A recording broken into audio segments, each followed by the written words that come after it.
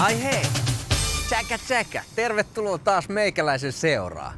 Puhutaan tänään vähän keikahduspisteistä. Ja ei, en tarkoita keikahduspisteellä nyt sitä kondista, jossa ministerit yleensä on ruisrokin väkkärillä, vaan keikahduspisteethän tarkoittaa sitä, että jos ylitetään tiettyjä planetaarisia rajoja, niin sitten tulee peruuttamattomia muutoksia, niin kuin nyt vaikka koralliriuttojen tuhoutuminen.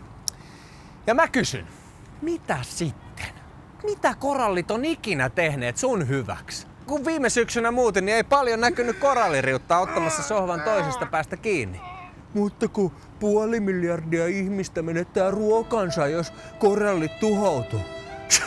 No, onks nyt pakko hienostella ja syödä just jotain korallia? Käyttäkää volttia niin kuin muutkin. Ja jos nyt ei pärjää ilman jotain koralliriuttaa, niin tänne on sit turha tulla ruikuttamaan ja pakolaiseksi tyrkyttää. Että nämä hommat pitää kyllä hoitaa ihan itse. Sittenhän kanssa puhutaan siitä, että mitä jos golfvirta pysähtyy ja Suomi alkaa kylmettyä. No ei siinä mitään. Sitten vaan lähdetään pakolaiseksi. Kun ei tänne ole mikään pakko kenenkään jäädä, jos ei pärjää.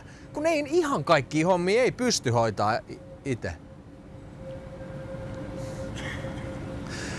Ei nää on vaikeita juttuja. Tsäkä.